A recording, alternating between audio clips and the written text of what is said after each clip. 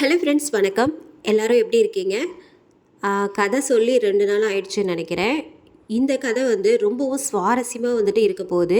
கண்டிப்பாக வீடியோவை தொடர்ந்து கேளுங்க. இப்போ வாங்க நம்ம கதைக்குள்ளே போகலாம். 1908ஆம் ஆண்டு நடைபெற்று கொண்டிருந்தது. பிரிட்டிஷ் அரசாங்கத்தின் கீழ் இந்தியா அடிமைப்பட்டிருந்த காலம். பல சமய நம்பிக்கைகளும் ஏற்றத்தாழ்வுகளும் கிராமப்புற கதைகளும் நிரம்பியிருந்த காலம். அப்படி ஓர் அமானுஷ்ய கதையும் அதையொட்டிய சம்பவங்களும் ஒரு ஊரை கிட்டத்தட்ட 13 வருடங்களாக ஆட்கொண்டிருந்தது. 1500 குடும்பங்கள் வசித்து வந்த அவ்வூரில் தற்போது வெறும் 300 குடும்பங்களே வசித்து வந்தது. ஏறக்குறைய 2/3 பங்கு மக்கள் அவ்வூரை விட்டு வெளியேறி இருந்தனர். ஆம், அவ்வூர் நாகலாபுரம். ஒரு காலத்தில் நாகலாபுரம் தஞ்சையை ஆண்ட சோழ மன்னர்களது நேரடி கட்டுப்பாட்டில் இருந்து வந்தது. மாதம் மும்மாரி மழை பெய்து செழித்த பூமியாய் காட்சியளித்ததால் இங்கு விவசாயமே பிரதான தொழிலாய் இருந்தது. அரச குடும்பத்தினரின் தொடர் வருகைகளால் அவர்கள் தங்குவதற்காகவே விவசாய நிலங்களுக்கு அருகிலேயே சற்று தள்ளி கலைநயத்துடன் கூடிய மிக பெரிய வீடு ஒன்று உருவாக்கப்பட்டது. பின்னர் சோழ சாம்ராஜ்யத்தின் வீழ்ச்சிக்கு பின் பலரது கைக்கு மாறிய நாகலாபுரம் கடைசியாக தற்போது ஜமீன்தார்கள் கைவசம் சேர்ந்திருந்தது. அந்த சோழ அரச குடும்பத்தின் வீடு ஜமீன்தாரர்களின் பரம்பரை வீடாகவே மாறிப்போனது.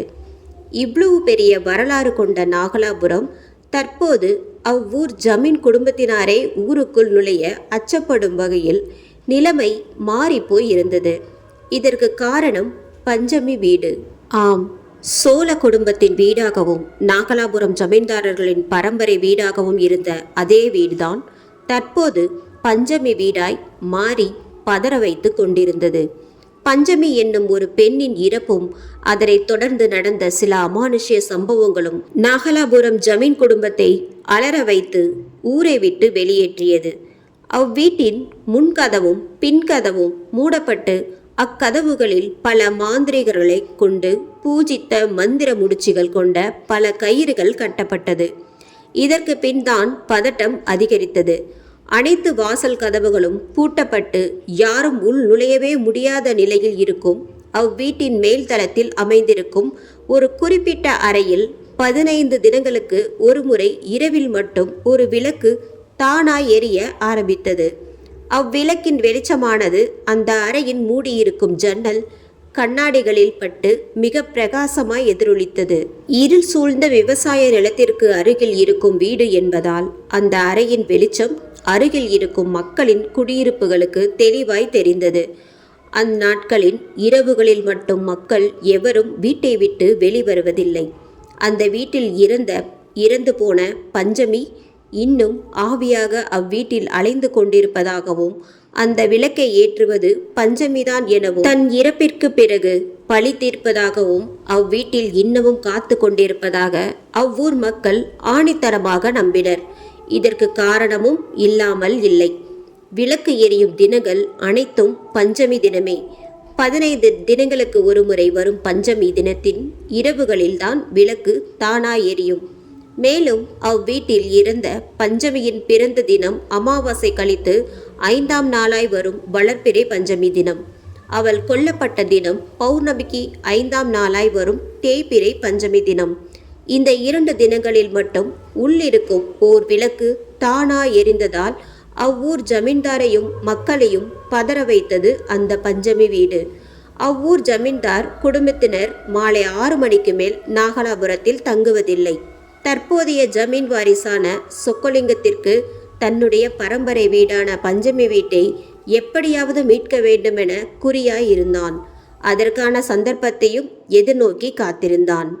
தற்போதைய நாகலாபுரத்தில் வசிக்கும் பெரும்பாலான குடும்பங்கள் ஜமீன்தாரின் நிலங்களில் வேலை பார்ப்பதற்காக கட்டாயப்படுத்தி அவ்வூரில் தங்க வைக்கப்பட்டிருந்தனர். அவர்கள் அக்காலத்தில் தாழ்த்தப்பட்ட ஒரு குறிப்பிட்ட இனத்தைச் சேர்ந்தவர்கள் என்பதால் ஜமீன்தாரர்களின் அடக்குமுறைக்கு ஆளாகி இருந்தனர். நிதிலன் குடும்பமும் ஜமீன் குடும்பத்திடம் அடிமைப்பட்டிருந்தது. எப்படியாவது நாகலாபுரத்தை விட்டு வெளியேற வேண்டும் என்பதே நிதிலனின் எண்ணமாகவும் இருந்தது. நிதிலன் விடலை பருவம் முடியும் தருவாயில் இருக்கும் இளைஞன். அவ்வூரில் இருக்கும் மற்ற இளைஞர்களிடம் இல்லாத கோபமும் ஆக்ரோஷமும் அவனிடம் அதிகமாகவே காணப்பட்டது. அவனது எண்ணத்தை நண்பர்களிடம் வெளிப்படுத்தினான். டே நிதிலா, இதெல்லாம் சரிப்பட்டு வராதுடா. நாமோ எப்ப இருந்து இவங்க கிட்ட அடிமைப்பட்டோம்னு கேட்டா எங்க அப்பாவே சரியா தெரியலன்னு சொல்றாரு. நம்மளால இங்க எதையும் மாத்த முடியாதுடா. அப்படி வழி இருந்திருந்தா நமக்கு முன்னாடி இருந்தவங்க இதையெல்லாம் மாத்தி இருக்க மாட்டாங்களா என்றான் நண்பன் தயாளன். அப்போ நாளைக்கு உன்னோட குழந்தையும் பிறக்கும் போதே இவனுங்களுக்கு அடிமையா தான் பிறக்கணுமா? இன்னைக்கு நீ உன் அப்பா கிட்ட கேட்ட இதே கேள்விய நாளைக்கு உன் பையன் வந்து உன்கிட்ட கேட்பான். என்ன பதில் வச்சிருக்க சொல்லு. பேச்சில் கோபம் கொந்தளித்தது நிதிலனுக்கு. நான் கண்டிப்பா ஒரு நாள் இந்த நாகலாபுரத்தை விட்டு என்னோட அம்மாவை கூட்டிட்டு வெளியே போயிடுவேன். நீங்க எனக்கு உதவி பண்ணா உங்களையும் கூட்டிட்டு போறேன் என்றான். நீ எவ்வளோ தூரம் போனாலும் உன்னை கண்டுபிடிச்சி மறுபடியும் இங்கே கூட்டிட்டு வந்துடுவாங்க. அதோட தண்டனையும் ரொம்ப அதிகமாக்கிடுவாங்க. இதுக்கு முன்னாடி இப்படி ஓடி போனவங்களுக்கு என்ன நடந்துச்சுன்னு உனக்கு தெரியாதா? ஜமீன் ஆளுங்க ரொம்ப பெரியவங்க. அவங்கள பகைச்சிக்கிட்டு எங்கேயும் போக முடியாது. அந்த ஜமீன்தாரே பார்த்து பயப்படுறதுன்னா அந்த பஞ்சமி வீடு ஒன்று தான். வேணும்னா அந்த வீட்டுக்குள்ளே போய் பஞ்சமி ஆவிக்கிட்ட உதவி கேளு. செய்தான்னு பார்ப்போம். எங்களை எதிர்பார்க்காத, வாங்கடா போய் வேலையை பார்ப்போம் என கூட்டத்தை கலைத்தான் குமரன். நான் நினைக்கிறத நடத்தி காட்டுறேன் பாருங்கடா. நிதிலனின் இந்த வார்த்தைகள் அவனது நண்பர்களின் செவிகளுக்கு எட்டியும் பலனில்லாமல் போனது. நிதிலனுக்கு அவனது சிறு வயது நினைவுகள் கண்முன் வந்து பளிச்சிட்டது. நிதிலனின் சிறுவயது அவனது தந்தை அவனுக்கு வீர தீர கதைகளை கூறி அவனை வளர்த்து வந்தார். நிதிலன் அக்கதைகளை கேட்கும் போதெல்லாம் அந்த கதையின் நாயகனாக தனது தந்தையையே பாவித்து கொண்டான். சில நாட்கள் அர்ஜுனனாக, கர்ணனாக, கிருஷ்ணனாக, ராமனாக, பீமனாக, அனுமனாக தன் தந்தையை கண்டான். ஒரு நாள் நிலத்தில் வேலை பார்த்து கொண்டிருக்கும் போது அங்கு வந்தார் ஜமீன்தார். ஏதோ ஒரு தவறுக்காக அவனது தந்தையை பல பேர் முன்னிலையில் கன்னத்தில் ஓங்கி எறிய அரை வந்த வேகத்தில் அவனது தந்தை நிலத்தில் சரிந்து வீழ்ந்தார். அப்போது ஆத்திரம் குறையாத ஜமீன்தார் அவரை தனது கால்களால் போட்டு மிதிக்க கூடவே ஜமீன்தாரின் ஆட்களும் சேர்ந்து தாக்கினர். இவை அனைத்தும் நிதிலன் கண்முன்னே நடந்தேறியது. அதிர்ச்சியில் உறைந்தே போனான். தந்தையை கர்ணனாக பீமனாக நினைத்த நிதிலனுக்கு கண்முன் நடந்த சம்பவம் மனதை வெகு ஆழமாய் பாதித்தது. அப்போதுதான் தான் இருக்கும் நிலைமை குறித்து தெளிவாக புரிய ஆரம்பித்தது நிதிலனுக்கு. அன்றிலிருந்து அவனுக்கு ஜமீன் மீது வெறுப்பும் கோபமும் நாளுக்கு நாள் அதிகமாகி கொண்டே போனது. பலத்த அடியால் அவரது தந்தை நோய்வாய்ப்பட்டு சில மாதங்கள் கழித்து இறந்தே போனார். தந்தையின் இறப்பிற்கு பின் தாயுடன் நாகலாபுரத்தை விட்டு வெளியேறுவதையே லட்சியமாக கொண்டான் நிதிலன். சரியான தருணத்திற்காக அவனும் காத்திருந்தான். அன்று பஞ்சமி தினம். நிலத்தில் அறுவடை நடந்து கொண்டிருந்தது. சோழர்கள் காலத்தில் மாதம் மும்மாரி மழை பெய்த பருவநிலை மாறி தற்போது வருடத்திற்கு மும்மாரியாய் மழையளவு சுருங்கி இருந்தது. அனைவரும் நிலத்தில் மும்முரமாய் வேலை பார்த்து கொண்டிருந்தனர். மதிய வேலை நெருங்கியிருந்தது. மதிய உணவிற்காக நிலத்தில் இருந்து ஒவ்வொருவராய் வெளியேறி அருகில் இருந்த பெரிய ஆலமரத்தின் அடியில் அமர ஆரம்பித்தனர். கூட்டத்தில் நிதிலனும் அவனது அம்மா அஞ்சுகமும் அமர்ந்திருந்தனர். அங்கிருந்து கண்ணுக்கு எட்டிய தொலைவில்தான் பஞ்சமி வீடு இருந்தது. இன்னைக்கு வளர்பிறை, பஞ்சமி நாள், சட்டு புட்டுன்னு வேலையை முடிச்சுட்டு சீக்கிரம் கிளம்பிடணும். என்ன புரிஞ்சுதாமக்கா என கூட்டத்தை எச்சரித்தார் பெரியவர் சதாசிவம். சரிங்கய்யா என கூட்டத்தில் இருந்த அனைவரும் ஒன்று சேர ஆமோதித்தனர். அவரது வார்த்தைக்கு எப்போதும் இங்கு மறுவார்த்தை இல்லை. நிதிலன் ஒரு கணம் திரும்பி பஞ்சமி வீட்டை 1000 கேள்விகளோடு பார்த்தான். ஏண்டா நிதிலா, உனக்கு என்ன அங்க பார்வை வேண்டி கிடக்கு? போய் கிணத்துல இருந்து தண்ணி எடுத்துட்டு வா போ என ஆணையிட்டார். சரிங்கய்யா என மண்பானையை எடுத்துக்கொண்டு கிளம்பினான். அங்கிருந்து கொஞ்சம் தள்ளி இருந்த கிணற்றை சென்றடைந்தான். மிக பெரிய கிணறு அது. பருவமழை பெய்திருந்ததால் அதன் பொழிவிழந்து தண்ணீர் அதன் அடிமட்டத்தில் ஒட்டி கொண்டிருந்தது. நிதிலன் அதன் பக்கவாட்டு படிகளின் வழியே இறங்க ஆரம்பித்து கிணற்றின் ஆழத்தை சென்றடைந்தான். ஒரு ஓரமாய் அமர்ந்து நீரினுள் பானையை அமிழ்த்தி தண்ணீர் எடுக்க முயற்சிக்க யாரோ தன் பக்கத்தில் இருப்பதை போன்ற உணர்வு. சட்டென திரும்பி பார்த்தான். சுற்றிலும் பார்த்தான். அந்த கிணற்றில் அவனை தவிர வேறு யாரும் இருப்பதற்கான அறிகுறி தென்படவில்லை. தன்னுடைய பிரம்மை தான் என எண்ணினான். மீண்டும் குனிந்து பானையில் தண்ணீர் எடுக்க முயல எங்கிருந்தோ வந்த கல் ஒன்று தொப்பென நீருக்குள் வீழ்ந்து அதன் ஆழம் சென்றது. வெடுக்கென நிமிர்ந்து கிணற்றின் மேல் பார்த்தான். அங்கு சுட்டரித்த சூரியனை தவிர வேறெவரும் அவன் கண்ணில் படவில்லை. மேலே யாரு இருக்கா? அவனது சத்தமான குரல் கிணற்றின் ஆழத்திலிருந்து வெளியே எதிரொலித்தது. பதில் வரவில்லை. நீண்ட நேரமாகியும் பதில் வராததால் மெதுவாய் கீழே பார்த்தான். அந்த கல் வீழ்ந்த அதிர்ச்சியில் உருவான நீரின் அலைகள் தொடர்ச்சியாய் கிணற்றின் விட்டத்தை தொட்டுக்கொண்டே இருந்தது. இதை போலவே அவனது உள்ளுணர்வும் கிணற்றில் அவனை தவிர வேறு யாரோ ஒருவர் இருப்பதை தொடர்ந்து அவனுக்கு உணர்த்தி கொண்டே இருந்தது. பானையை நீரினில் வேகமாய் செலுத்தி தண்ணீரை நிரப்பிக்கொண்டு மேல் நோக்கி படிக்கட்டுகளில் நடக்க ஆரம்பித்தான். வேகமாய் கிணற்றிலிருந்து படபடப்புடன் வெளியேறினான்.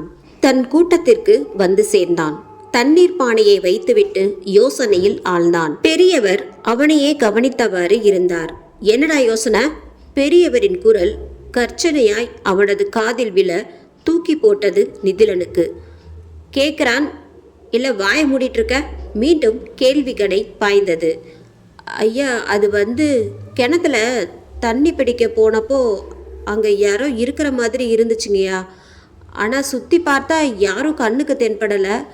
ஆனால் அங்கே யாரோ இருக்காங்க, என்னால் உணர முடிஞ்சுது. நிதிலனின் இந்த வார்த்தைகள் கூட்டத்தில் இருந்தவர்களை பதற்றமடைய வைத்தது. அனைவரும் பெரியவரையே பார்த்தனர்.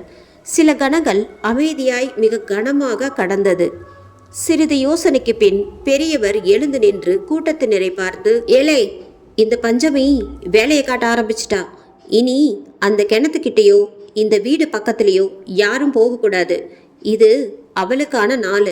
நாம தான் வேலையை முடிச்சுட்டு சீக்கிரம் இங்கிருந்து கிளம்பணும். போய் வேகமா வேலையை பாருங்கடா என அனைவரையும் தூரிதப்படுத்தினார். மாலை நெருங்கியது. கதிரவன் மேற்கில் தன் பணியும் முடித்த களைப்பில் மறையத் தொடங்கியிருந்தன. அவரவர் வீடுகளுக்கு திரும்ப ஆரம்பித்தனர். விளக்கு எரிய ஆரம்பிச்சதும், வெளியே யாரும் வராதிங்க, விடிகிற வரைக்கும் வீட்டுக்குள்ளேயே இருங்க என மறுபடியும் நினைவூட்டி கொண்டே கூட்டத்தோடு நடந்து சென்றார் பெரியவர். இருள் மெல்ல சூழ்ந்தது. நிதிலனும் அவனது அம்மாவும் வீட்டிற்கு வந்தடைந்தனர். வீட்டிற்குள் சென்றதும் கதவை வேகமாக தாளிட்டாள் அஞ்சுகம். உண்மையிலே அங்க ஏதாச்சும் பாத்தியாடா என மகனை விசாரித்தாள். இல்லம்மா, ஆனா யாரோ இருக்கிற மாதிரியே இருந்துச்சு. நான் யாருன்னு கேட்டேன், ஆனா பதிலே வரல என்றான். தாய் படபடப்புடன் சென்று திருநீரை கொண்டு அவனது நெற்றியில் இட்டாள். இந்த படுபாவிங்க கிட்ட நம்ம கஷ்டப்படுறது பார்த்தாம இந்த பஞ்சமியும் நம்மளை பாடாய்படுத்துறா. கஷ்டப்படுறவங்களையே திரும்ப திரும்ப கஷ்டப்படுத்தி பார்க்கறதுல இந்த கடவுளுக்கும் சந்தோஷம் போல என கண் கலங்கிய நிலையில் புலம்பினாள் அஞ்சுகம். அம்மா, அதான் ஒன்றும் ஆகலையே, விடுமா என்றான். இல்லடா, உனக்கு ஒன்றும் தெரியாது. மீண்டும் புலம்பினாள். பேசி கொண்டிருக்கும் போதே தூரத்திலிருந்து வந்த வெளிச்சத்தை ஜன்னல் வழியே பார்த்தான் நிதிலன். அம்மா, அது வந்துருச்சு. பேச்சில் பதட்டம் வெளிப்பட்டது நிதிலனிடம். அவனது அம்மாவும் வந்து ஜன்னல் வழியே வெளியே பார்த்தாள். பஞ்சமி வீட்டின் மேல்தள அறையில் இருந்து வெளிச்சம் பிரகாசமாய் வெளியே கசிந்து கொண்டிருந்தது. ஆம், பஞ்சமி விளக்கு எரிய தொடங்கியது. அவசரத்துல இந்த ஜன்னலை சாத்தாம மறந்துட்டேண்டா என வேகமாய் மூடி தாளிட்டாள். அம்மா, சொல்லியா, அந்த வீட்டில் என்னதான் நடந்துச்சு? யார் இந்த பஞ்சமி? ஏன் இப்படி எல்லாரும் அந்த வீட்டை பார்த்து நீங்களும் பயந்து எங்களையும் பயமுறுத்துறீங்க? சொல்லுமா என்றான். இதெல்லாம் என்கிட்ட கேட்காதன்னு எத்தனை தடவை உன்கிட்ட சொல்லியிருக்கேன். சாப்பிட்டு தூங்குற வழியை பாரு என கேள்வியை திசை திருப்பினாள்.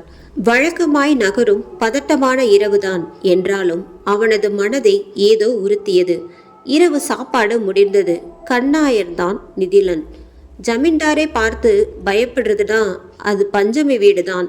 வேணும்னா அந்த வீட்டுக்குள்ள போய் பஞ்சமி ஆவிக்கிட்ட உதவி கேளு, எங்களை எதிர்பார்க்காத தூக்கத்திலிருந்து கண் விழித்தான் நிதிலன். நண்பன் குமரனது இந்த வார்த்தைகள் அவனை தூங்க விடாமல் என்னவோ செய்தது.